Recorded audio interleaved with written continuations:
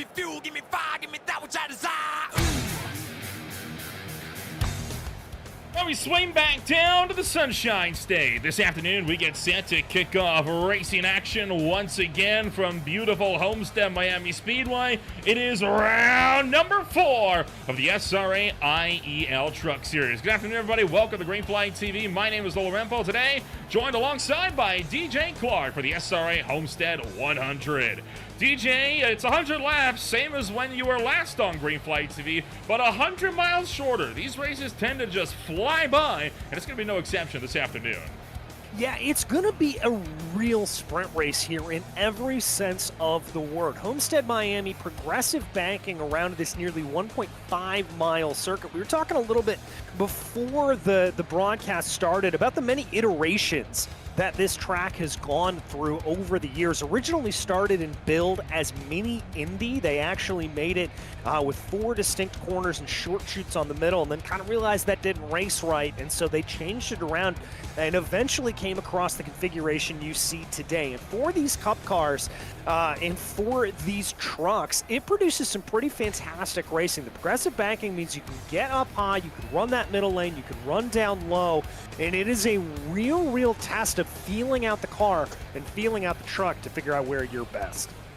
Right now, Paul Witt and Justin Anasogak, the two drivers that are on top for the points. It's a real battle of veteran versus rookie so far in this 60th season of competition. These are the types of championships, though, that are awesome, right? Seeing if the young guns can stand up to the guys that have been putting down so many race starts in this championship. But so far, I mean, you got guys like Dylan Grutzmacher making the jump over from ASRL. You got guys like Ryan Wayne to the top 10. Jared June to the top 10, and especially Justin Anasogak. I mean, he may be a rookie, but he's sure putting his money where his mouth is. Yeah, and that's the thing. If you are a rookie in one of these series, it is fantastic for you to be able to come out and put your stamp of authority early on. It kind of takes away those rookie stripes, as it were, lets other drivers know, no, I'm the real deal and I am here to fight. And they're going to treat you a little bit differently than if you were running around maybe in 15th, 20th, and somebody who quite frequently occupies those positions. When I go racing, I can tell you that when you're up top and you get a good performance, it really does change the way other drivers react around you.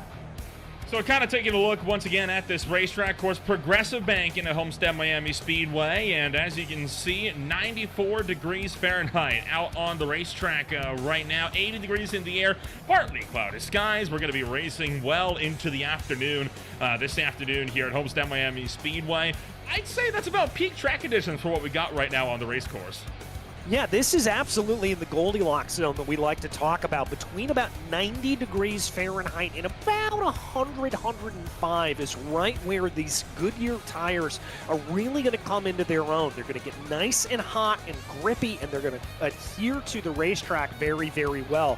And the other thing we've got to keep in mind here, I mean, 80 degrees in February, yeah, but this is Miami. This is humid. This is crazy. This is great for these drivers to be out going on. This is absolutely perfect track conditions, exactly what we want to see for these truck drivers. And that is how you know we are going to be in for an absolutely solid race. Drivers are all gritting up right now on pit road, and with us just a few moments away from getting this race underway, what we're going to end up doing from here, we're going to take things with a little bit of a step back, and when we return, it'll be for the 100-lap, 150-mile main race coming on up in just a moment.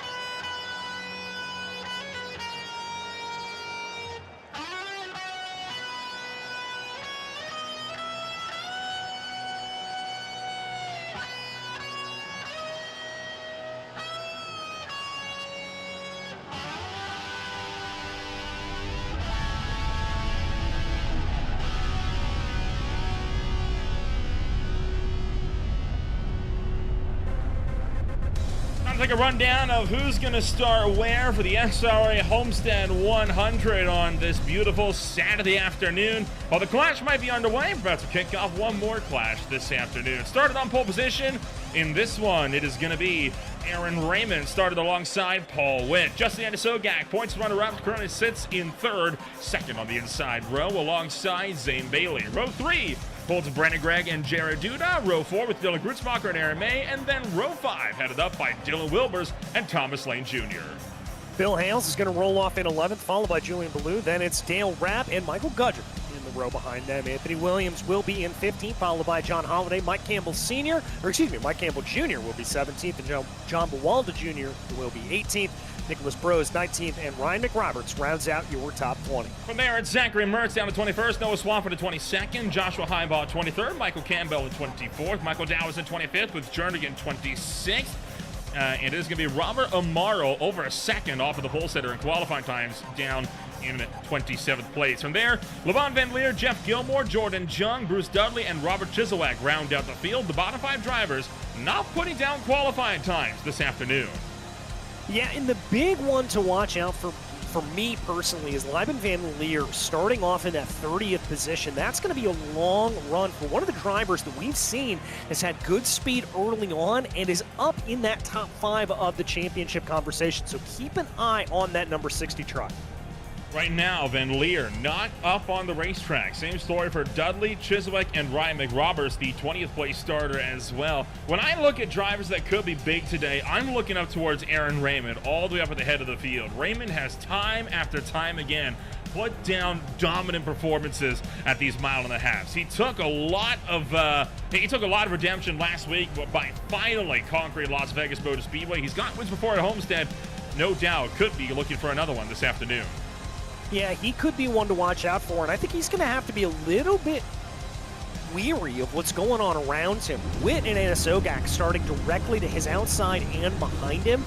That is a championship conversation. That is a title battle that he's going to have to be aware of and kind of maybe drive accordingly. Could offer him an opportunity to put some moves on that we may say are a little more aggressive, and the likes of Witt and Anasogak thinking championship may back off. Field starting to work their way out of pit road this afternoon, showing that this race just moments away from getting underway. So we're looking at Raymond, Levon Van Leer, by the way, not able to make the call this afternoon, so it's only going to be a 29 truck start with Van Leer, Dudley, and Chisholak all not making the starting grid call this afternoon. Any drivers outside of the top 10 you're keeping eyes on? I think you've got to always consider Dale Rapp and Michael Gudger are two to always watch out for. Gudger looked incredibly strong in the preseason that we were able to cover, and that number 64 truck, can't miss it. Yellow and purple and the LSU livery that it's going to be coming on strong. That is one to watch out for. I think he's one to definitely keep our eyes on. Well, we're about to go green here this afternoon for Homestead-Miami Speedway. As always, we're happy that you are joining us for some more racing action on a Saturday night. As the pace car driver pulls down into the pit road in the hands now of Aaron Raymond. The driver high again from Vermont enters the restart zone. It's go, go, go from Miami.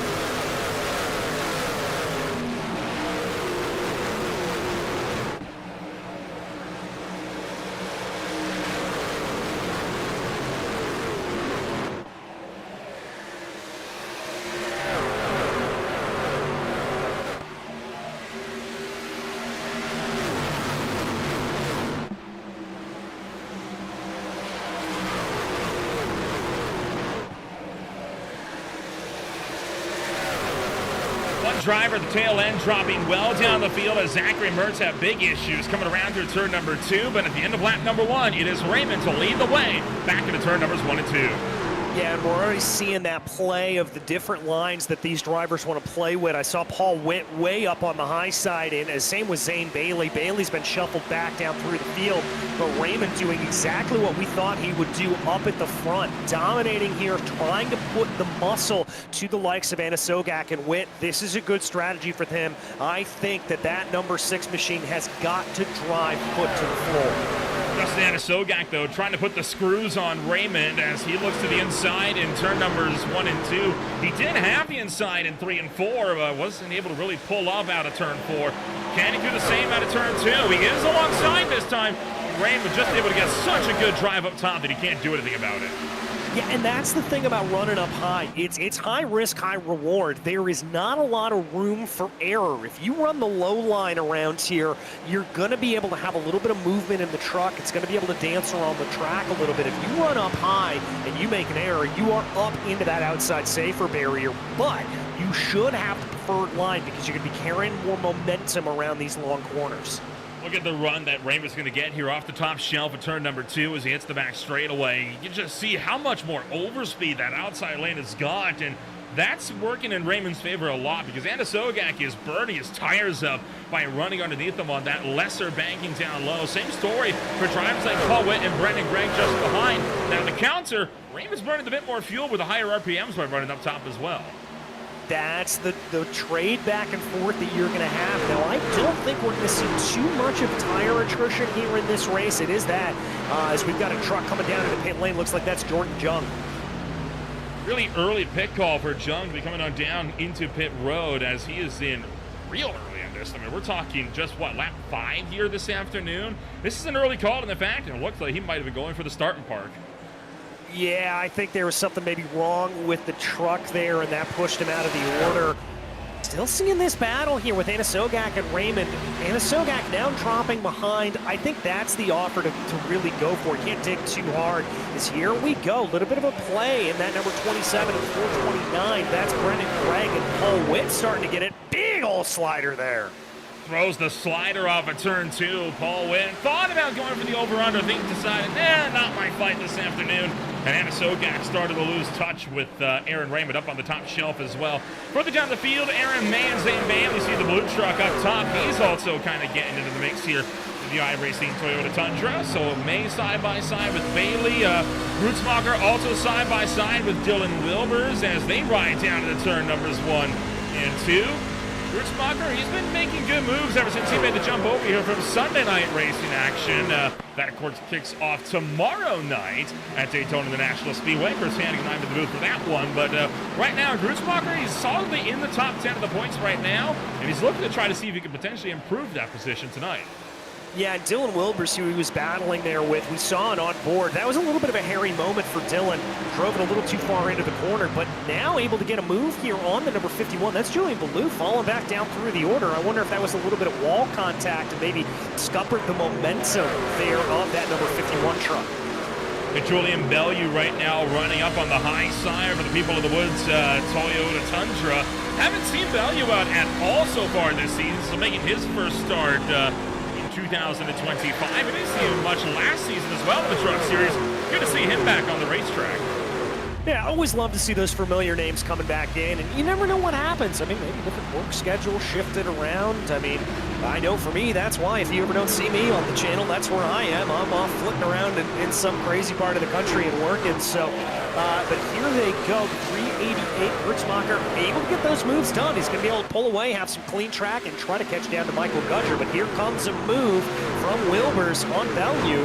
Trying to see if there's anything to play there for that. I believe that is the 10th position. That was an aggressive look to the inside from Wilbers. He did not want to get caught behind Bellew. Bellew is trying to run that Raymond line up top, but his problem is he keeps getting too close and keeps catching that outside wall coming down, especially in the middle of 1 and 2, in between 3 and 4 as well. And even further down the field, still got side by side. This is John Holiday and Mike Campbell for 16th.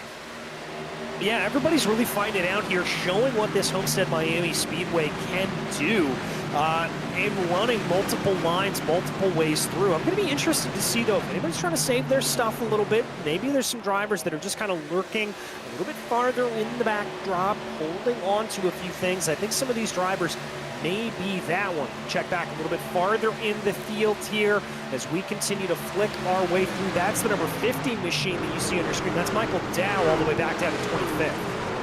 And right now, Dow just kind of holding station in between Jeff Gilmore and Mike Campbell III. Further up the field, Bellew Gets around Bill Hales with little effort down the back straightaway. Got the run around the outside of 1 and 2 and said, thank you very much, I'll make that spot up.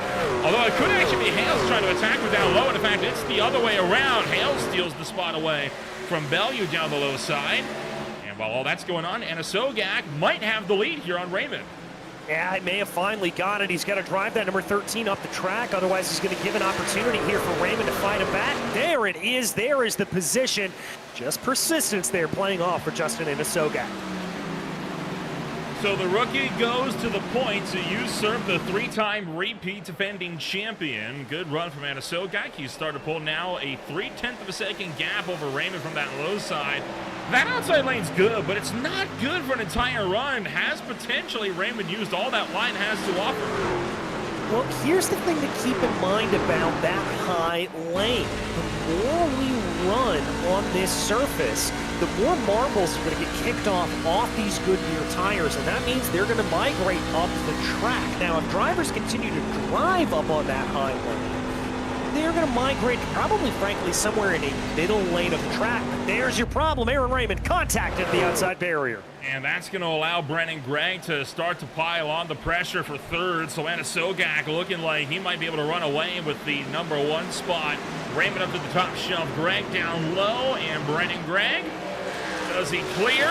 He'd have to pull a hell of a slide to make it work. And he's not going to get the job done this time by Raymond. Gets clear of him again. Down the back straightaway. Just behind them, Jerry Duda slowly bringing himself into the fight for second. All right, this is a little bit of that patience starting to play off right now. Whoa, big slide there for the number 6 of Aaron Raymond. I think it's safe to say that that high lane's starting to lose a little bit of its groove, and he is in big trouble. About halfway through this opening stint this afternoon, should be seeing trucks coming in within the next 15 to 25 laps or so. Anasogak from Raymond, from Gregg, from Duda. Look at the pack behind. Starting to rip the lip as well. May, Gudger, and Bailey are all going at it. They're like right up against the outside wall here in the corners. Yeah, they're really running it hard. And I mean, part of it is just confidence in the truck. If you're able to hold it on to that high lane, if you think the truck can hold on to it, you're probably going to be able to do it. The question's going to be is if you just maybe rip up your stuff a little bit more. Here we've got almost 3 wide with Raymond, Duda, and Gregg trying to sort themselves out, and it looks like here that Duda's going to be able to get the run slot up into third. A lot of separation early on in this field, and that's not something we're used to really seeing to these trucks, right? I mean, we're used to seeing these races being very packed up, very intense, like what we saw at tracks like Daytona, like Atlanta, even like Vegas that we saw last week. But not here. Homestead-Miami Speedway is 1.5 miles that really allows drivers to break away pretty quickly, much like Texas in a sense. Yeah, you know, this is a, and I want to say this because I hate to say that things are unique in the racing world because I think it's overused just a little bit, but this is a unique track on the NASCAR schedule. This is really the only 1.5 mile intermediate oval that looks like this. It's a very different style of racing, and so we can see a little bit more breakaway if you're just in that groove. Coming around, Ryan McRoberts, Noah Swafford, Joshua Highball, all under a blanket, and one of those trucks catches the fence. That's Highball getting into it off of turn 4. Gilmore will move up a 7th position, so he is up to 21st now. A lot of moves in there early on for Gilmore. Good stuff for him. Swafford and McRoberts are just ahead of him in a huge scrapper positions as well. Yeah, everybody really fighting it out here and letting things play. We watch that number 17 truck as they work their way down on that low line. It kind of seems to be the cautious, comfortable line is where I think we're starting to see. So numerous battles side by side, typically a bit isolated here for a lot of the fights that we're seeing. You got like 1 or 2 trucks that are side by side, and otherwise it's pretty processional as far as racing action goes this afternoon. There you see Anasogak still running clean with the lead, and Jared Duda now pressure Raymond for second. I think Raymond caught the wall there in 4, and that's going to allow Duda to clear for the number 2 spot. Duda now up 4 spots from the start of his race, and you can see Anasogak less than a second up the road. Yeah, he's starting to push a little bit here, running that low line as we've said. Let's see.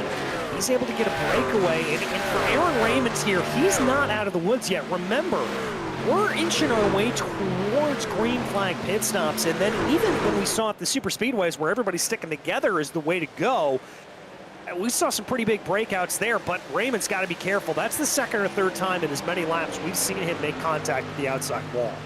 And already, would you believe I told you already a fifth of the way through this race? I just looked at the timing and scoring and was kind of blown away by it. My goodness. Time flies and you're having fun, especially in these short 100-lap races. Yeah, exactly. They'll come at you faster than you can imagine. That also means that pit stops not too far away here at this point. Green flag pit stops, we should mention, this is a little bit of a special pit entry. You are required to enter off of turn 4 here at Homestead. And so that means you got to get the truck woed down on the back straightaway. And it's not uncommon if you miss that mark coming into the pit lane entry, that you can find yourself skittering and skating out onto the grass and maybe blowing up into turn 3. Was that something that they confirmed in the driver's briefing, or are you thinking of Atlanta still? No, I think that anytime I have driven Homestead, it is a iRacing designation. You've got to enter off of the green. Oh, well, we got a yellow flag coming on is. out here this afternoon. Not sure of what and where. Looking around, but I'm not seeing anything on the racetrack. Yeah, I'm not seeing anything on my timing and scoring chart. I wonder if that was maybe just a little bit of a spin that somebody caught, and we're able to get back underneath it. Likely was. Well, I'll let you play investigative journalism if you, or journalist if you want, and we'll take a look on how the pit stops are going to pan out here. All right, I'll go back and see if I can find anything here as this plays out. But nevertheless, yeah, pit stops, this is just about perfect when we talk about that pit stop window for everybody to come in on. They're not going to have any problem. Okay, I lied apparently. You can come in off of 4. I have been lied to by iRacing. I think you're thinking of Atlanta, because Atlanta you need to come in off of 3. No, you know what I'm actually thinking of? The IndyCar layout. It's twofold. IndyCar layout and Gateway. Oh, right, yeah, Gateway. Of course you'd have to come in off of Gateway. To be fair, Yeah. Gateway is more of a logistics thing because at the Worldwide Technology Race, if you try to pit it on the little skid pad, you're going at like 30 miles an hour bringing a caution out. But pit stops are underway. 4 tires and fuel for the most. Some drivers might opt for fuel only. Not seeing that yet, though. And, yeah, looking like it's going to be 4. I'm not surprised at this. I mean, a fuel-only stop is a requirement, but as much as possible, you want that fuel-only stop to be under green so you lose as little time as possible.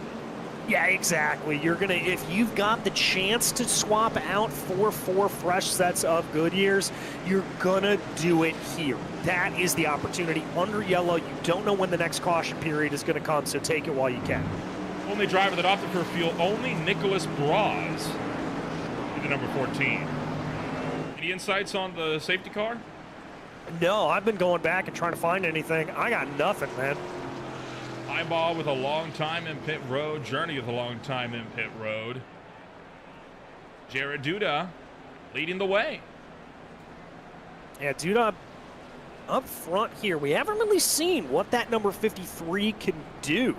And if it's really going to be able to start to push ahead necessarily. Anna Sogak and Raymond, the ones that were setting the pace early on. So this is going to be a little bit interesting. I'm curious to see what they are able to do, and I'm very curious to see what that number 13, the bright livery of Anna Sogak, decides to do. If he decides to keep running high, maybe tries to duck down low, let's see what he does.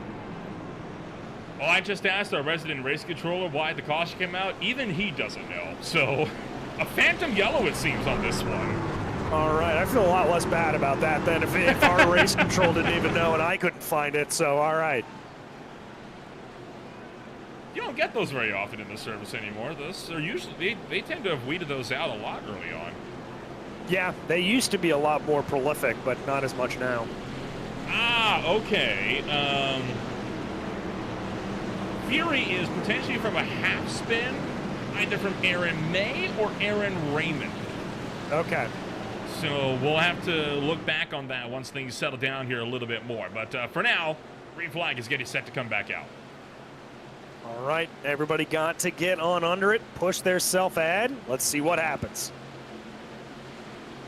Jared Duda leads the way from Justin Anasogak. Green flag is up in the air, and we are underway once again for the SRA Homestead 100. And good launch from Anasogak up on the top shelf. Duda down on the inside, trying to pull clear. Can be a difficult thing to do, though, off of turn 2. Yeah, I'm not sure if he's going to be able to get that run here. That high line's going to come back into play, though, for Anasogak. Let's see. He's got a nose ahead as they dive into turn 3. This could be a long fight. He's going to keep pushing at it. Passing at Homestead is an art form. It takes several laps to get the job done. And heck, even if you're on fresh tires by about a whole stint, it still takes a long time. Trouble in the background. John Holiday going around, slides. He'll recover, keep it off the inside wall. He'll keep it off the inside wall, and crucially there, because there is that big area of asphalt down to the inside here at Homestead, that is not counted as a caution. We stay green. Udon and Anasogak still side by side for the first 3 laps of the restart here. As the 13 truck looking high, Duda still down low. There's no dice on either side of the spectrum right now. That 13 truck is just gone. Trying to pull away, but Duda's not letting him go without a fight. No, not letting him go, but Anasogak's getting a little bit frustrated there. You saw him run the super high lane, and then he came down and ran that middle to low lane as he's able to get the pass here done on Jared Duda. And now Duda's going to have his momentum scuppered a little bit, and Brennan Gregg's going to get the move. But what Anasogak did is on the entrance and exit of that corner, he pinched him. He pushed him down to the inside, forced Duda to get out of the throttle so the car wouldn't wash up the track and make contact. That is a driver that knows how to go. And here comes Michael Gudger trying to fight his way for spots further into the top 5. He's been on a steady advance to this field, plus 9 spots on the day for the LSU 64. And he was trying to get around Aaron Raymond. Didn't quite work out for him. Brennan Gregg now trying to go for the lead here. Takes that one away early into turn 3. Yeah, early into turn 3, going to be trying to push himself ahead. Gregg not messing around either. Whoa, big loose moment there for Anasogak down on the inside. Was able to recover it, drags it very nicely back underneath him. Anasogak taking the line down into turn numbers 1 and 2. Brennan Gregg up on top, Anasogak down low. Still no dice on either driver to clear for the lead. Should go the way of Brennan Gregg, though, and it does. Yeah, so Gregg's going to have it, and Anasogak's going to back off a little bit, just try to follow the tire tracks a little bit more of that number 27 and see if there's anything to play for. Gudger running up high there, and it looks like, I think that's Zane Bailey as well, running that, well, let's call it what it is, Kyle Larson line, but not working out as well as either of them would hope. They're still a little bit mired back. Anasogak, though, just holding on behind Brennan Gregg here. I think Gregg's got the better truck at this point in the race. Let's, at the risk of potentially jinxing this green flag run, let's take a look and try to see if we can find out what happened to this caution. We'll take 2 looks. First with Raymond. There's Raymond's slide. And yikes! That is a big one, and that would be why the caution came out. But, oh boy, what a save. Oh my goodness gracious, that is absolutely crazy. Very lucky that he was able to hold on to that. Watch the hands behind the wheel. Absolutely brilliant to be able to keep that thing underway. And credit as well to Brennan Gregg for getting around it, because this is what he saw. Oh, just throttled it up at exactly the right moment. Brilliant stuff there for him to be able to do that. We check back in on the live feed. Anasogak not having his way here, and Jared Duda starting to push ahead a little bit. Looking pretty tidy right now for the top bunch. Can't say the same for this 3 wide grouping down the field. This is Bellew, Gilmore, Thomas Lane Jr. forced to back out for the bottom lane, but 13th on back, they are in a hot and heavy mess right now for the spots in the second half of the field. Yeah, they know that they've got to try to work their way up ahead a little bit more and keep pushing their way ahead. Let's see, though. This is getting absolutely crazy. This is a virtual minefield that they're racing through. Yeah, no kidding. Look at Jeff Gilmore down to the low side, really trying to push up from Mike Campbell up top, and looking like he's going to be able to get the job done. Clears across the nose. And Value just behind, trying to make something happen down low at the same time. But, you know, tight situations these drivers find themselves in. They're used to it, though, right? They're used to these races going long. They know how to handle each other once you get a bit deeper into the runs. Yeah, exactly. That's one of the great things about running in a league like this. You're so used to your competitors around you. You know a lot of their eccentricities. You know a lot of their driving styles. And you know how they're going to respond if you try to throw a move. Good solid fight we're having here. I'm a bit surprised that Dale Rapp has dropped back so much into this fray. He's down 4 positions into this race. Usually he's a driver that tends to, you know, find himself climbing the ladder a little bit more, but not so this afternoon. Yeah, surprised by that as well. I would have thought he would have been a little bit farther up in the order, but again, plenty of time here. May just not be feeling the truck exactly how he wants to at this stage of the race. Could come to him a little bit later. We know how it is, right? I mean, sometimes the track just doesn't agree with you. I mean, I know you and I both have our preferences for tracks. I like USA International Speedway, for example. I can't figure out Five Flags Speedway. It's just one of those things where sometimes you just can't figure a track out, and this might be one of those tracks for Rapp. Yeah, and you and I were kind of mentioning this before the broadcast. This is a real love it or hate it style of track. You either find the rhythm and the groove here and really get into it, or you are absolutely off the pace and have nowhere to go. Is it weird? I think I was looking from the words we were having the discussion before, and I think I found it. I think I found them. It's almost like in some ways this track it's trying too hard, if that makes sense.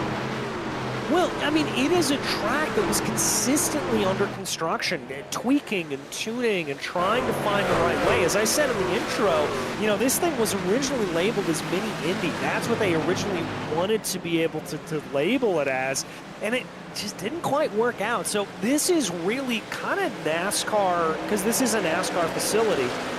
It's really them playing with it until they got the formula right. It's not something that's necessarily naturally there like a Pocono or even a Charlotte. I think it's also very akin to what we see at Atlanta. They keep tweaking and tuning Atlanta to make sure it is as racy as possible.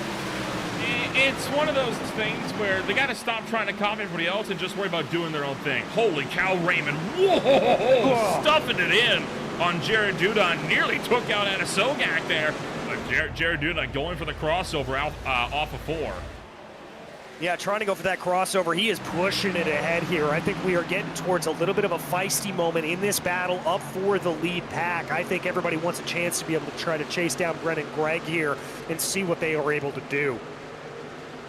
Dudon squeezes Raymond in off of turn 2, but no squabbles yet between the pair as Raymond drives it in deep into turn numbers 3 and 4.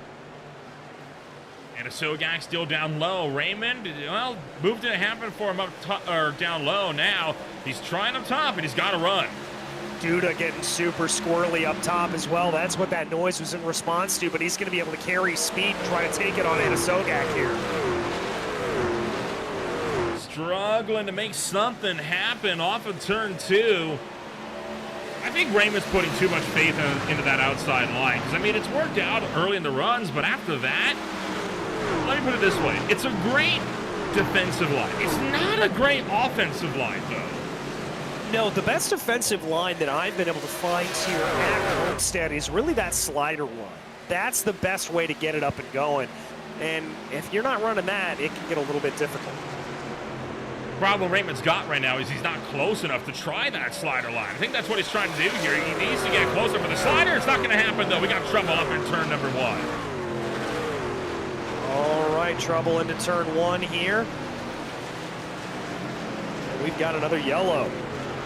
Bill Hales tried him out Washington, Kentucky because of yellow flag number 2. Pretty much right on cue, 20 laps after the last one came out.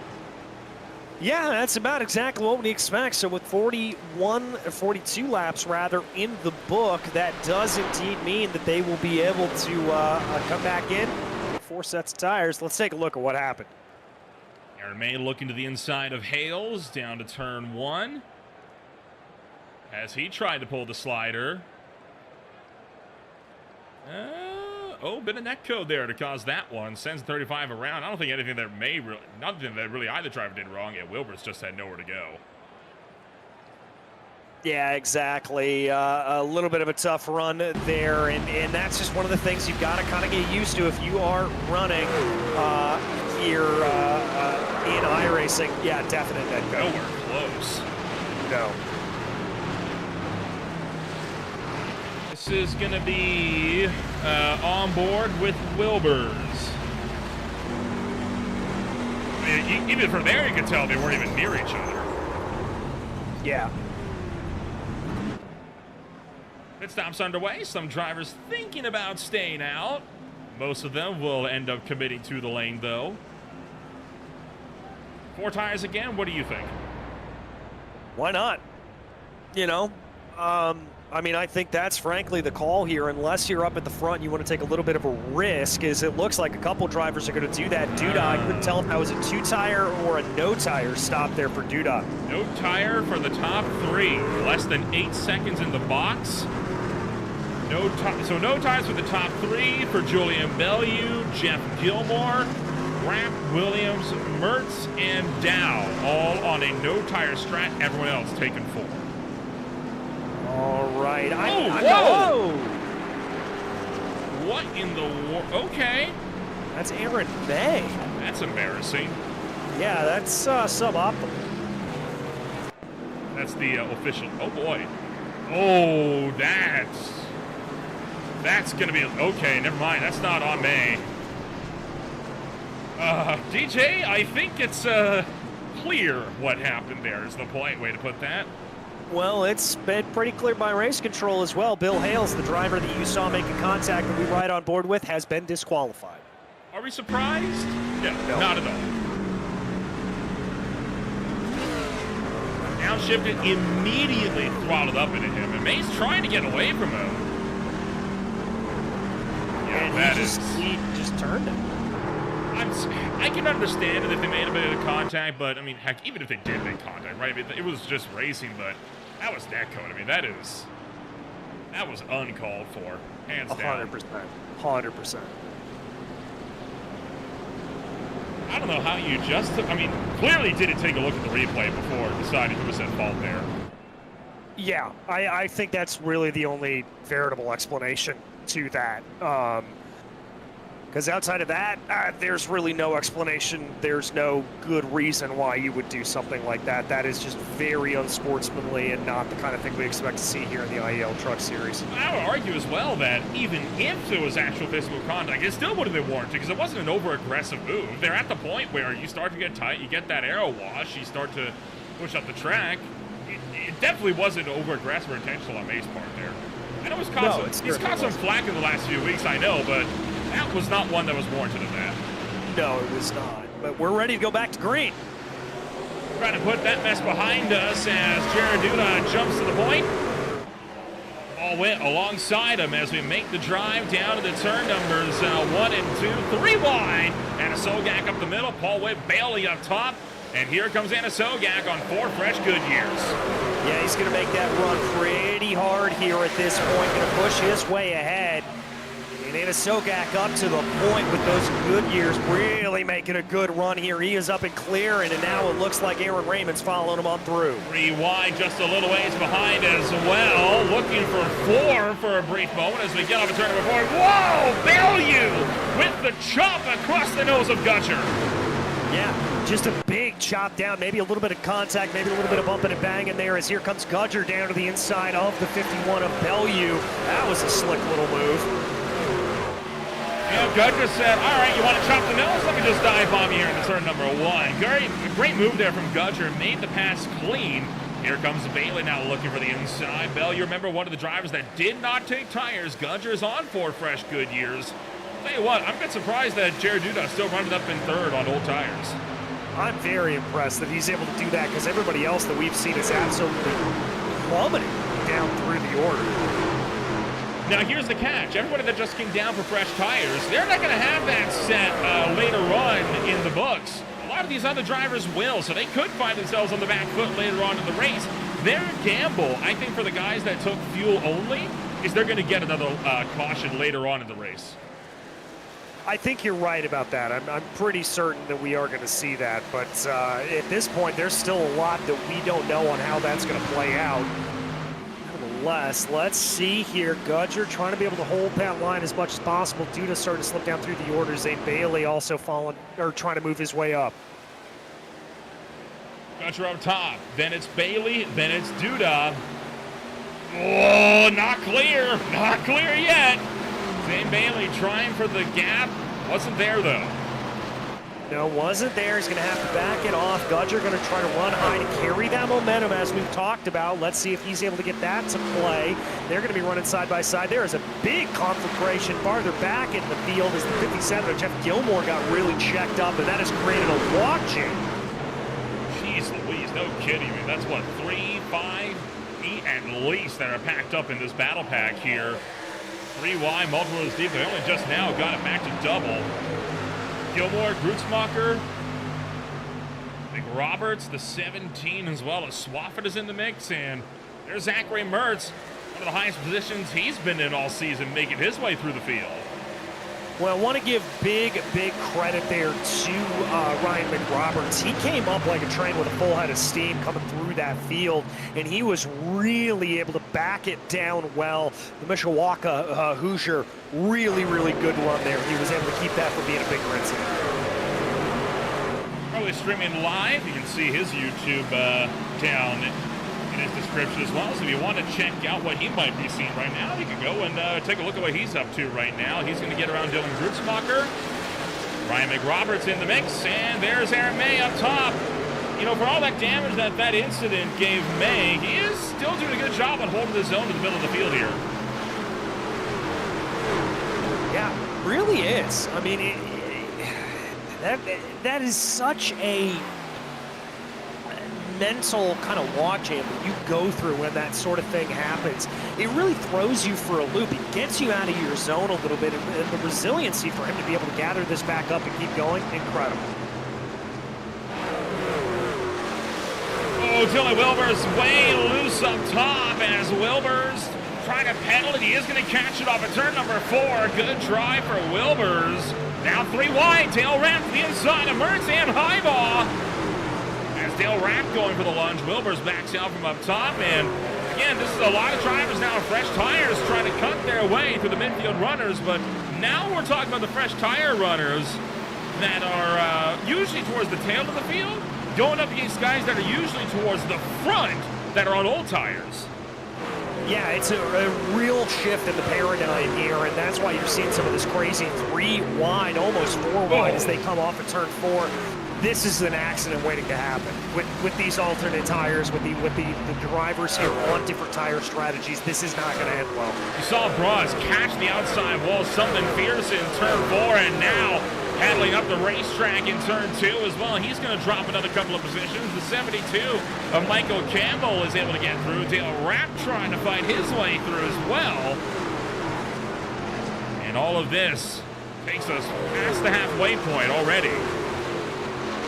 All right, yeah, lap 54 that we were, continuing to be a little bit crazy here, continuing to just try to keep everything under control as much as possible for these drivers, at least until they get to the next pit stop cycle and we can get renewed insanity.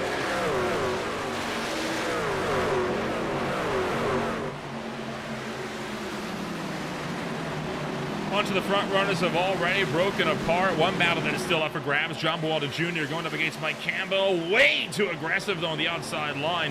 Slips up the racetrack in front of Noah Swafford. This is a 3-way battle for 7th place that is ongoing. And Jared Duda still dropping on those old tires. Not too far up the road.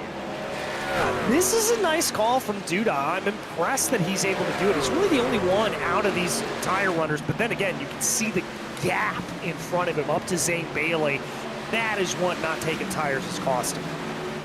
Yeah, so this is Zane Bailey up here, and all the way back here, there is Jared Duda, and he is continuing to lose spots. You can see him actually pedaling that truck as well in 4 as sun really beams down to that section of racetrack in particular, and you can tell it is really becoming a struggle to try to wrangle these tires underneath them. I mean, he's going on, what now, about 40, 50 lap old tires. That is just about at the end of the stint that those tires will last. Yeah, exactly. And it's going to be very, very tough for him to be able to try to hold on to him. They're going to be starting to slip and slide, and he does not want to be higher up the track. Trying to fight it there. Duda gets loose. He's going to be in the wall. Hard hit into the wall for Jared Duda. Still sideways. He's going to clip. McRoberts spins around, and caution. Yeah, not surprised to see that caution here at this point. That's going to be a little bit difficult, and that truck is very torn up. Tough break for Jared Duda as he caught the wall. Something fierce right on board, and you'll see. I mean, he's pedaling it all the way through, and eventually it just goes around on him. He did a good job to lock it down and at least minimize that to just himself. Well, that one truck up there, I'm not sure who that was, but man, just barely avoided that. Yeah, very, very close call there, but we're about every 20 laps, we're seeing the caution come out, so if things go to plan, we'll see another one in about another 20 laps, and that'll get us right to the end. I would like to get some more opinions on the incident that we saw earlier on, DJ. What do you think? Do we want to see if Bill Hales is around or see if Aaron May's around? I would say we can talk to Aaron. I don't know if we want to talk to Bill necessarily. Well, good news on us and for the monetization potentially of this. Neither are around, so. All right, there we go. There we go. But I'll tell you what, third caution on the cards here this afternoon. We'll go side by side for the pit stops, and we'll be back in a moment on Green Flight TV.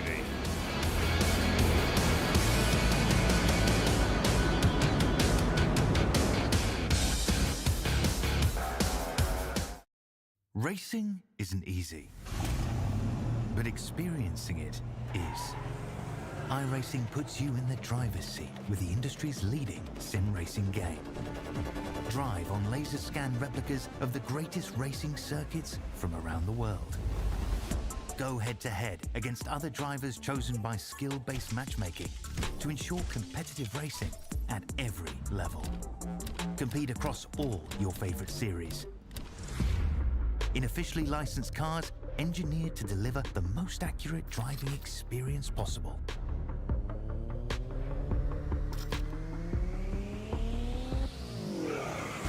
Join a race or host your own with players from across the globe. Race against the computer or in a league with friends. Feel the thrill behind the wheel. Visit iRacing.com.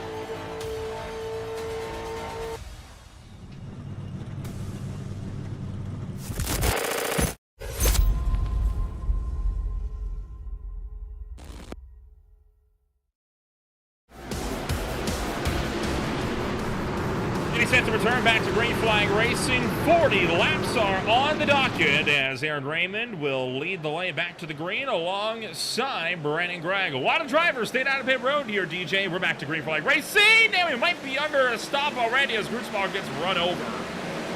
Yeah, that was suboptimal there for Grutzmacher, but let's see up the front of the field. We obviously had that split strategy. The top five here opting not to come down into the pits with Raymond, Craig, Gudger, Campbell, McRoberts, And everybody else from there on back, including Inesogak, deciding to come on in.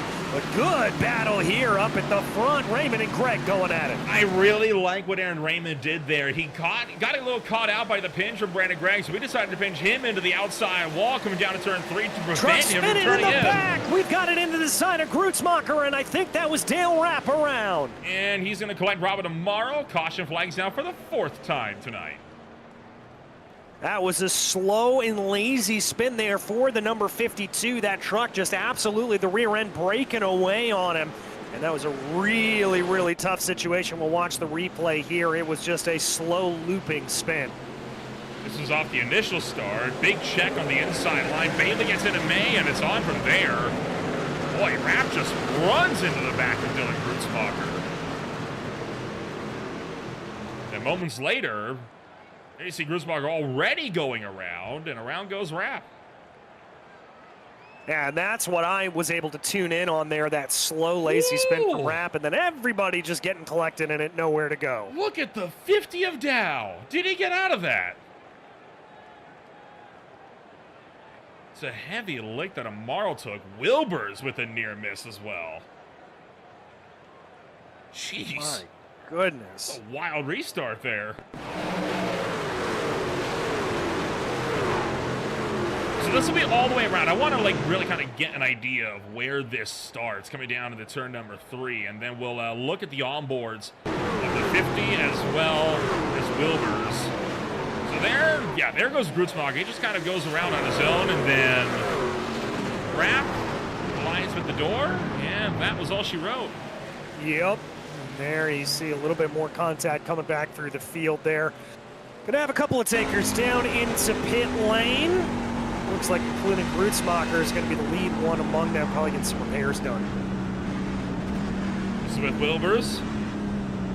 A little juke to the outside, no harm, no foul. And then this is the one that I'm curious about. Or maybe not. Can't quite track down the number 50 yet. There he is, Michael Dow. Let's see what Michael Dow saw. So there he sees him going. He just had nowhere to go. But he did miss it. He got through it. That is some great heads-up driving there. That's defensive driving at its peak. 120%. That is very, very impressive. Saved himself with some no contact for that. Dylan Wilbers has been given the penalty for that. That implies he was at fault for the incident.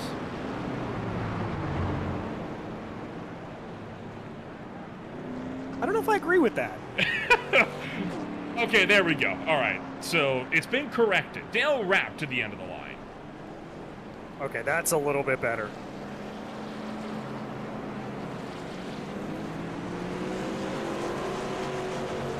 Wilbers didn't even hit them. He missed the Rapp. I was going to say, yeah, like what? What's going on? Rapp I get. But I think Wilbers probably jumped out and was like, are you sure about that? Sure about that, buddy? Jeez. One more look before we go back to green flag racing. This is Zachary Mertz.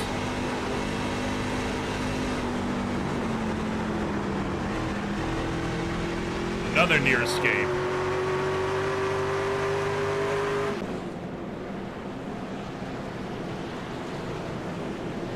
Good heads up driving around. That could have been a much worse incident than it ended up being. Yeah, I mean, that could have been a multi-car, very, very violent pileup, but good heads up to the drivers here in the series to be able to recognize the danger and get out of the way of it. 35 laps to go. Aaron Raymond will be leading the way this time around. Pole sitter back on top. Green flag is back in the air and racing action resumes. Now the question is, do we have another bottleneck on the inside coming down to turn 1? Doesn't look like it this time. Yeah, there was a little bit of a tough run for the 51 of Bellew that they were able to get out of it, though, thankfully, and they're going to keep on going. There's that little bit of the bottleneck we watched. Here's Bellew right there, almost contact with the 429 of Paul Witt.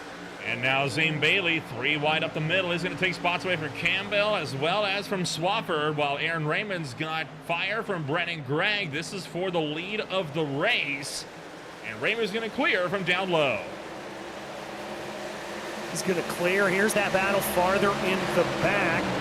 Bailey trying to hold off the run here of Bellew. Ooh, a little bit of contact in front as we ride on board with Mike Campbell. Just a little kiss. Brennan Gregg changing lanes. He goes down low. Raymond has to scramble from up top. Whoa. Campbell pedaling to the bottom of the racetrack deeper in the field. Yeah, it was a very, very tough run for him, but he's going to be able to dive it down on the inside. Let's see if that truck decides to wash up a little bit. It's not. Look at that. Look who's lurking in third place right now as this battle between Gregg and Raymond takes place. It's Michael Gutcher. Michael Gutcher seeing what he can do. Back in the number 3 spot, Raymond and Gregg going head to head as we scramble down to the turn numbers 1 and 2. Up top, Gregg still has a leg up here on Raymond. Closing in on 30 laps to go, but still, one pit stop is needed in about 15 laps or so. Well, 15 laps, actually about maybe in the next 5 or so if you want to get to the end. Yeah, I think that's going to be about the cutoff point here. Obviously, if we get a yellow within that period, that's going to bring everybody in. Look down to the inside for Gregg. Is that going to be a full-hearted commitment, or is that just a little bit of a poke? It looks pretty wholehearted. Looks like a, not quite a poke, I'd say more of a shove as Brennan Gregg going to open up the door down on the inside into turn number 3. Gregg, can he go for the lunge? Not, well, maybe. Might be able to do something with it. Try to hold it out here. Oh, gets a push from behind, but catches it. Bump trapped into the corner. Very ill-advised at super speedways, let alone at 1.5 miles where you're on the brakes in the corners. Gregg sweeps across the nose, used that momentum to try to clear for the lead, but now he's caught in no man's land. Nowhere to go for Raymond or Gregg. Bellew trying to open up the door down the inside as well. Yeah, and that was just a big misunderstanding among a lot of drivers, but look at this from Paul Witt. Now a big move for the 51 of Bellew. He's going to come charging on through. 3 wide down the front straightaway. 3 wide. Raymond down low, trying to go 2 for 2 and retake the lead of this race. 3 wide for the lead of the turn number 1. Raymond down low, Bellew in the middle, Gregg up on top. 30 laps to go. Squeeze, contact, Bellew up into Gregg. They're able to recover. Gudger's going to be able to carry the momentum on forward. The question is going to be if Paul Witt can seal that deal. No, he's not. So now it's going to be Bellew down on the inside. He's got a little bit of something to pay back on Aaron Raymond. That little, all that grudge match and the aggression that was seen in the late race, it's starting to develop, right? Drivers realize, hey, we're starting to enter the end game. We're not with too many laps to go. We saw how quickly the first 20 goes. The last 30 ain't going to go by much quicker than that. You got to make moves now if you want to get something done. Yeah, and we're seeing that big time out of Julian Bellew here at this point. Going to take a look down to the inside of the 27 of Brennan Gregg. He's got the overspeed on the back straightaway. Going to try to dive it down into the corner. Gregg's going to hold that middle to high line, but he is going to be passed like he's standing still by the number 51 and the 429. Remember, Brennan Gregg has not pitted since lap 42 of this race. Same for Raymond and for Gutcher. Bellew and Witt, they both pitted on the lap 58 caution. That's why we see these guys able to just rip through this field. Here comes Jeff Gilmore, Justin Adesogak, trying to do the same as they fight their way towards the top 5. Yeah, they're trying to be able to get their way up forward if they can. A little bit of move down to the inside here as they run. And Adesogak trying to run high. Just looks like he is searching for grip.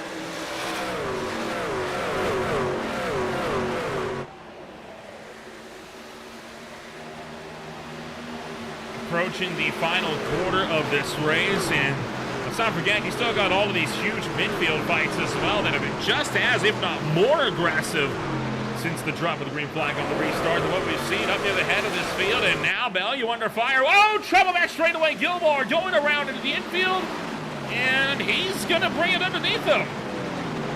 That is very, very impressive. Again, kudos here to Homestead-Miami Speedway. That paved runoff down to the inside, allowing for that truck to carry on and forward. Let's take a look on board.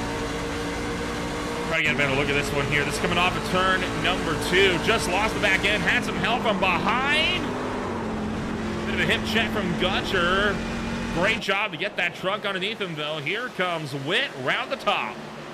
Yeah, Witt's going to be able to carry that speed. This is going to take a couple of laps here for Bellew to be able to gather this back up underneath them. I'm going to be a little bit concerned here if I'm the likes of Greg or Raymond. Let's take a look at this. This is just high line dominance here for that 429, able to roll that speed along the high side and carry that momentum down the back straightaway. No contest there. Aaron May is into pit road. He is the first driver to come down under this latest green flag stint, and this will get him to the end of the race easily.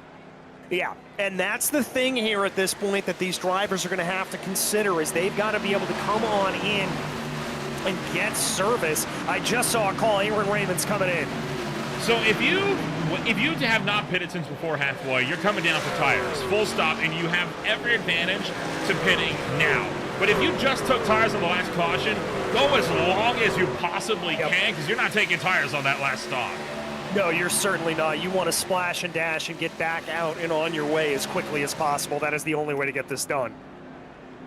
So Greg, Raymond, and Gutcher, 3 drivers that were in on lap 42. They are all in together here. Expecting a 4-tire service for all 4 of these drivers. Everyone else on the racetrack has pitted on either 58 or 63, and Julian Bellew is in as well, not looking to be outdone. Yep, coming on in here at this point. Everybody really pushing here as much as possible. You gotta love to see this. And Sogak looking to the inside of Zachary Mertz at the target F-150. And Sogak still on the bottom side of the racetrack with Anthony Williams, along with Zane Bailey, both in the fray of this race. I haven't seen much from Zane Bailey this season, which frankly is surprising as well, considering how strong of an outing he saw. We saw him win at Atlanta, but he hasn't really shown much gumption elsewhere in the season so far. Yeah, we haven't seen a whole lot of it here, but maybe this is the coming out party a little bit for that number 96. Let's see if he's got anything, and let's see if they've got anything as they continue to play. Down to about 20 laps to go. Thomas Lane Jr., Ryan McRoberts, Joshua Highball all into pit road at the moment. So final run of green flag stints is fully underway. Drivers tended to come in every, about 4 or 5 drivers per lap, give or take. And here is the big push. And I got a lot of drivers like Raymond, Gudger, and Greg in this mix that have just come down for tires. They're trying to cut their way through, and Sogak gets sent into 1. Oh. Again, we are getting so many close calls here. That is just the level of competition that we are really seeing. More drivers coming down into pit lane. Campbell, Braz, the next 2 in. Everyone else still up on the racetrack trying to make moves happen. When does Anna Sogak, Mertz, Williams, and Moore come down to pit road? They're not thinking about it yet. No, not quite yet. They're going to keep going as long as possible, as we've said. Really want to push their way up ahead and see what they can do. One driver trying to really come out swinging this afternoon, Aaron Raymond. Took the win last week at Las Vegas Motor Speedway. Right now sitting 5th place in the points. But he is almost 20 points down from Paul Witt. Not a place that this F-150 is used to being in, right? He's used to being up at the front, defending a points lead, not trying to claw his way towards one. No, this is a very strange position for him to be in, and I'm going to be very interested over the course of the season to see how he really responds to that, how he's going to play into that, and how it's all going to come to pass as we've got more drivers down into pit lane. A lot of the heavy hitters, Anna Sogak, Rapp, Witt, all into pit road. Grutzmacher, Amaro just coming in from behind. Oh, when Amaro's actually lost, he's hit the pit wall. Oh, that is a huge, huge bit of disappointment there for him.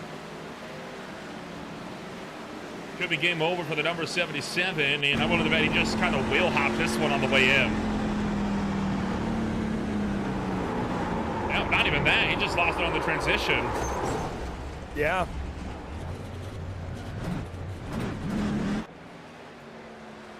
What he's lucky he didn't do, you saw that opening that he passed by, kind of rebounded off it. He's lucky he didn't catch the left front, or that could have been a day ender.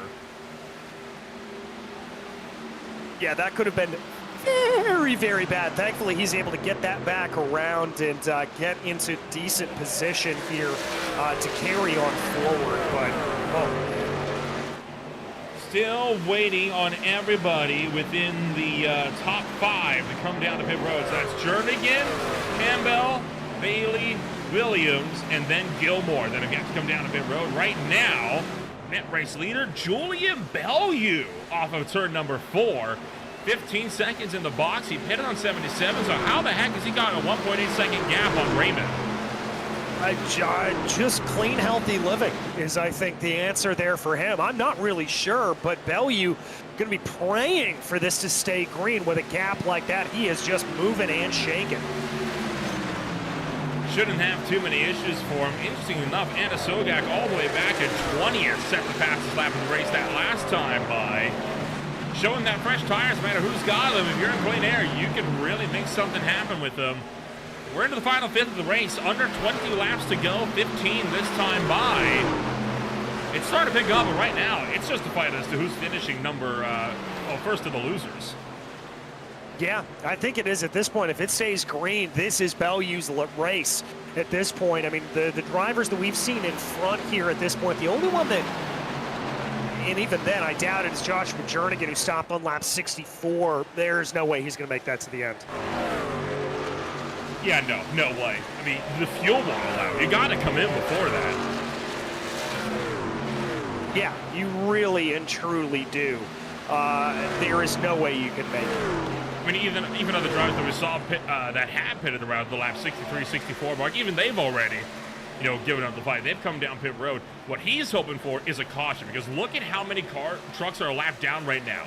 If Jernigan pits now, he's effectively going to lose a lap. However, if he chooses to stay out and he gets a lucky caution, all of a sudden, look at that. You're guaranteed a top 10 because everybody else is a lap down from pit stops. Yeah, exactly. And that is the benefit of staying out. I mean, it's as simple as that. Jared Duda being forced to come back down to pit road. What a tough break for the driver that right now runs 25th as a result. He had such a strong start, down 19 positions. A lot of damage on the front. That damage is... That's new damage on the front. And something's happened to the driver out of Minnesota. Yeah, that's new, and that is pretty substantial, so that has got to be something else that happened there. Not really sure, but... Oy. Yikes. Had to have happened a while ago. Now, granted, on lap 63, he did spend over about a minute in pit road, so he was held for a lap, I believe possibly for speeding. Okay, yeah, so, all right. So here's what I think happened, because he's pitted, goodness gracious, he's pitted a lot. He started on lap 59. What in the world is happening? Because this is weird. So I'm showing a lot of different pit entries for Duda. He pitted on lap 56, but he was immediately out of pit road, so he was in pit road for less than a second, so possibly a loose moment. Then he pitted on 58, then 59, then 60, then 61, then 63, and now again on 85. So something big happened about 30 laps ago that we just completely missed. Yeah, something very clearly went a little bit up in the air there at that point, so we'll have to maybe go back and see what happens, but very, very unfortunate there for them. We'll look here, got more takers down into pit lane. Not surprised to see that machine coming on in. That's Gilmore. Yep, Gilmore coming in from the race lead. He is in for his final stop of the afternoon. Paul Witt attacking Brennan Gregg for what is right now on track 8th. That will cycle through to 7th once they get around the front straightaway, just with 10 laps to go in this one. Aaron Raymond also just up the road, still in the fight as well for that position. 10 laps to go, and, well, these guys in the front, they're really going to be trying to make this happen, I guess, with the fuel. We're still hoping for that caution. Yeah, I mean, that's all they can do at this point is they got to run this thing until it's dry and pray for that caution to come out. But even with that, it's still going to be a tough order for them to be able to go. This is not great for them, but let's see what happens.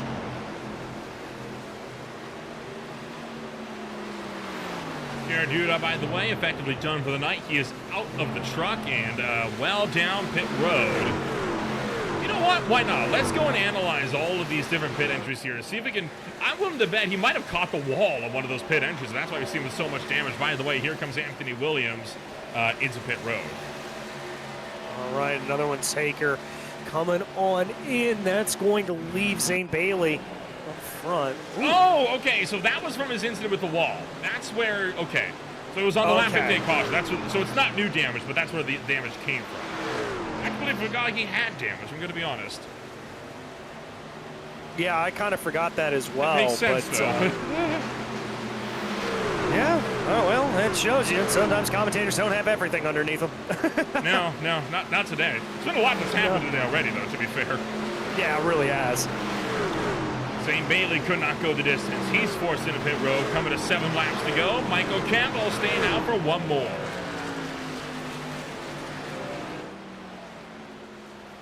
Right, here they go. Can Campbell make this work? 7 to go. Coming to the line. Bailey's starting to close in a little bit here. Or, excuse me, Bailey's getting shuffled back down. And then Joshua Jernigan here. One driver that feasibly could go the distance. He's being overtaken right now by Paul Witt. Yeah, he's on a fuel save. He's on an eco save here at this point, trying to lift off that throttle as much as possible. Maybe you see Paul Witt getting around him for the number 1 spot here. Good drive for Witt as he's going to take up to the race lead. Campbell now to pit road. He's been forced to give it up. And Joshua Jernigan could not go the distance either. So that ends the fuel game. All right, there it is. Everybody coming on in here at this point, and that's going to give control of this field pack over to Paul Witt, who may be just able to make this work. He's got a nice little 1-second gap over the rest of the field with 6 laps to go. He is going to be praying to every almighty he knows to hope that no caution comes out.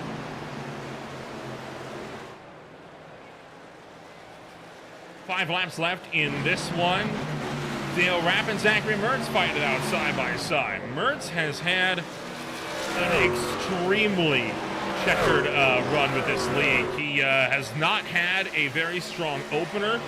He was disqualified from racing at Daytona, remember, because of the full throttle incident that happened at Talladega the week prior to that. Then he finished 35th at Atlanta, 39th at Las Vegas, DNF in both of those races. Las Vegas, he started in the top 10. Here, finally could be on track for some good results. Started out way outside of the top half of the field, but he's already fought his way up to 7th. Yeah, it's a good result for him to be able to get his way back up there. This is exactly that kind of motivational run that you need to really get some good mojo going the rest of the season long. I like what I'm seeing here out of Zachary Mertz. And speaking of the rest of the season, right, I mean, we still got a long way to go in this one before racing action comes to a close. I mean, next week, it's the first of the short tracks. Bristol Motor Speedway for 200 laps next week, followed by Rockingham Speedway in Texas and Kansas. That'll bring up pretty much the entire month of February, along with the start of March. Oh boy, Jernigan. Not sure a lot of mercy there to the 96.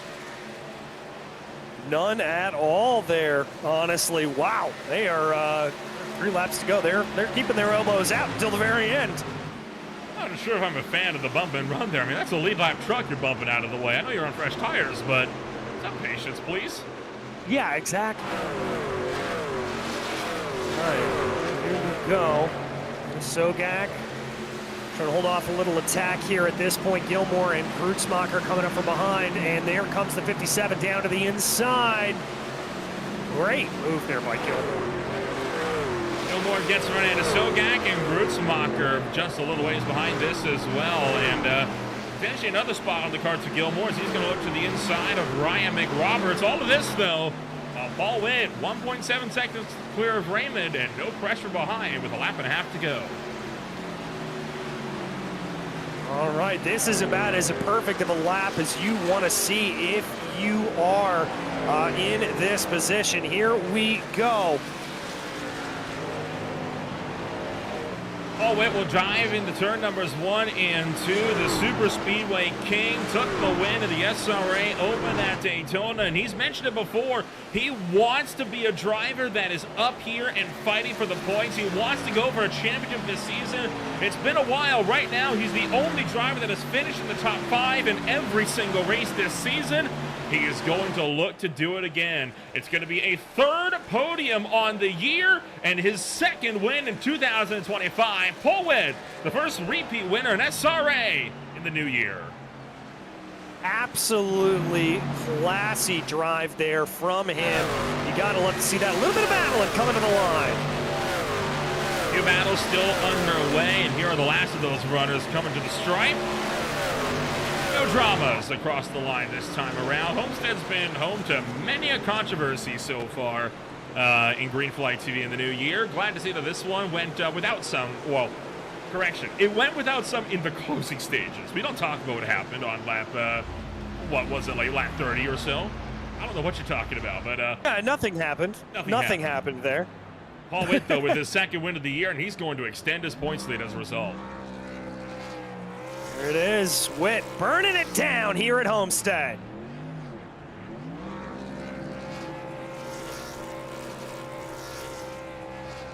What a strong opening to the season he's had, right? I mean, to finish in the top 5 in all 4 races, that sends a message to the rest of the field. It's a message that says, I'm here to play, and I'm not here to play nice. I mean, he is willing to get the elbows out. He's willing to make friends. He's willing to break friendships as well. Anything to get that championship. I think we've got a worthy contender for Aaron Raymond's 3-win dynasty this year. It could be. It very well could be. It's a long season, but it's not out of the possibility at all. Certainly is not, as he's going to continue to burn things down to the front straightaway. Let's take a rundown of your official post-race results this afternoon. A great race overall.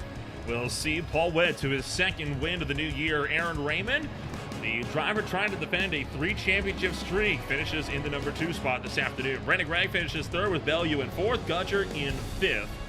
From there, Dale Rapp does make a good recovery. We talked a lot about it.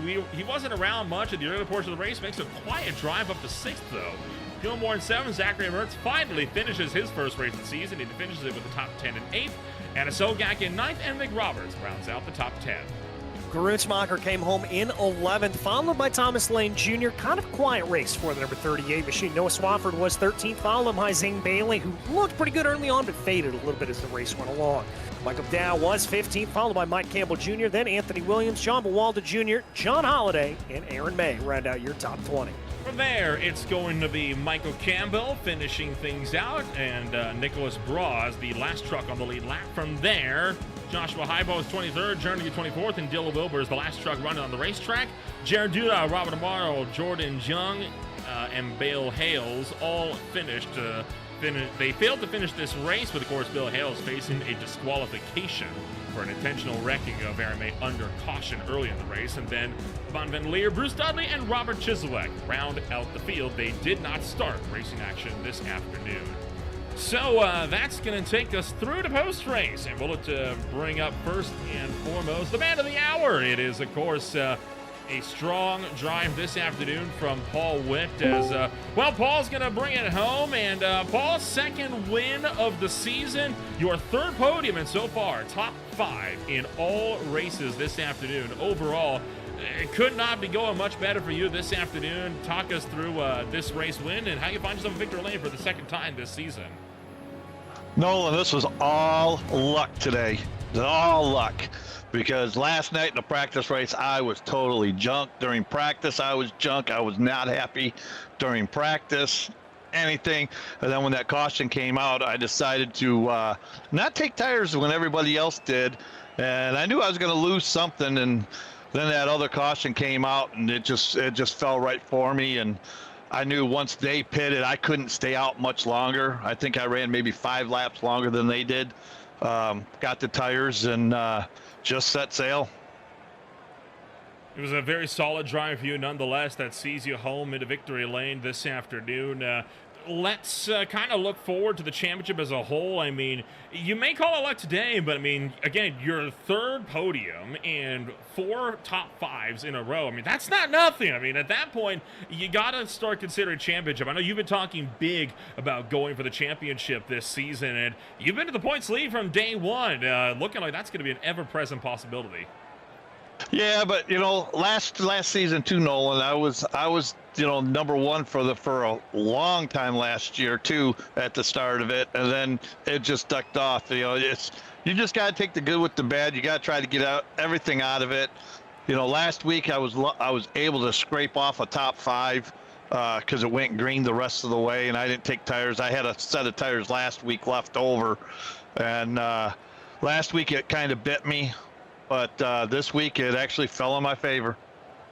Next week, of course, we swing to the last great Coliseum over in Tennessee. Does the top 5 streak stay alive in Bristol? Unfortunately, no, it will not. I will not be here next week. Oh, well, looks like it will not stay alive for next week. But, hey, long season, still a lot of chances to bounce back. We'll look to see you when we go racing once again further down the line. Thanks, Nolan, man. Appreciate you guys. We appreciate you as well. Paul Witt comes home in number 1 this afternoon. And, well, that'll bring us down to Aaron Raymond, the 3-time repeat champion, standing by with DJ Clark. Aaron Raymond, a good result for you out there on the day. Obviously, you qualified up in pole position, but you were in contention really all this race long.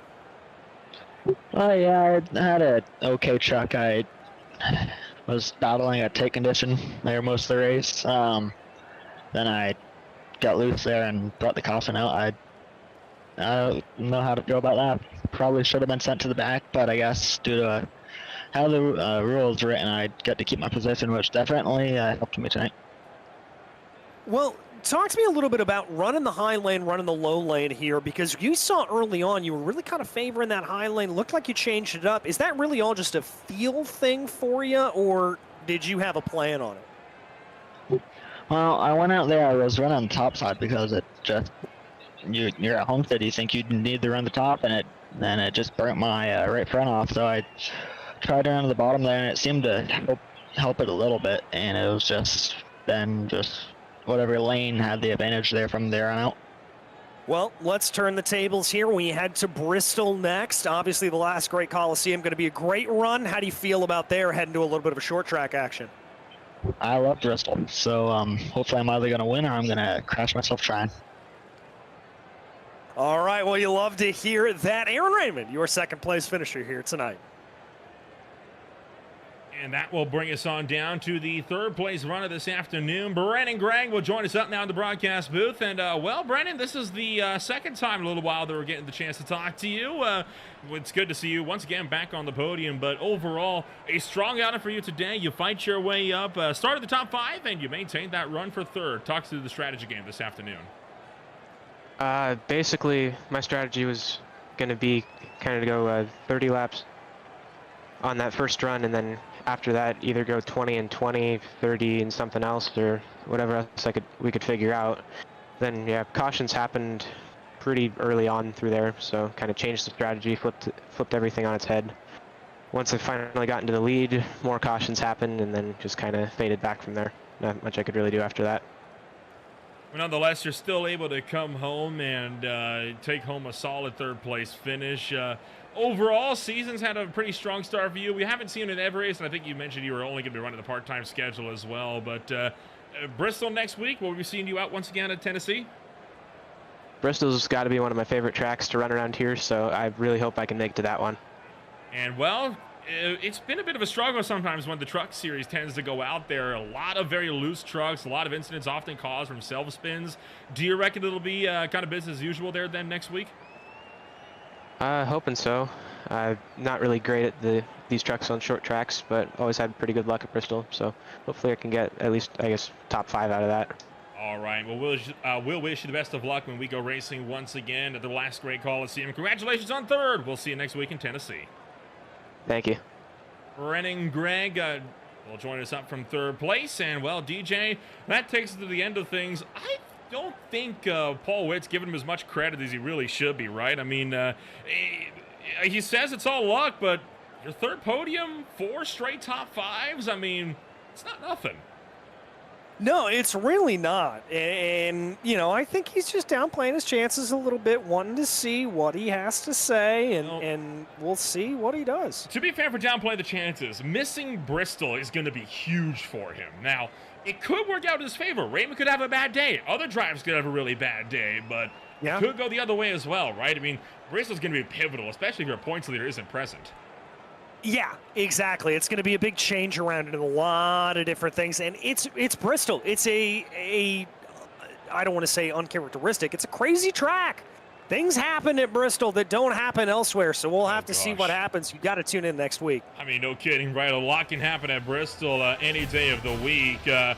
Well, before we get to all of that, there's a lot coming up on Green Flag TV, including 2 different first races of the season for 2 different leagues. The SRA Xfinity Series, presented by Purple Haze Autosport, coming at you live from Daytona International Speedway tomorrow night at 8 o'clock p.m. Eastern Time. 120 laps, full 100% race length for those cars, getting set to take off on Sunday nights. Meanwhile, on Thursday, the Speed Cup Series has preseason. It's the limiter to set the grid for the season opener at Daytona. That'll be coming on Thursday night. Between that, you've got High Tide Race League FFRD Premier Series at Atlanta Motor Speedway, closing out the first round of the playoffs, getting set to reset for the top 8. The SRA Cup Series swings out to the Daytona the National Speedway's road course, and then the Beer League will be out at Barber Motorsports Park for the first time ever in league history on Wednesday night. Want to find out more about who we are, what we can offer you? Check us out today at www.greenflagtv.com. For now, my name is Little Rempel. Thank you so much for joining us alongside DJ Clark. We'll see you next week when we go racing at the last Great Coliseum.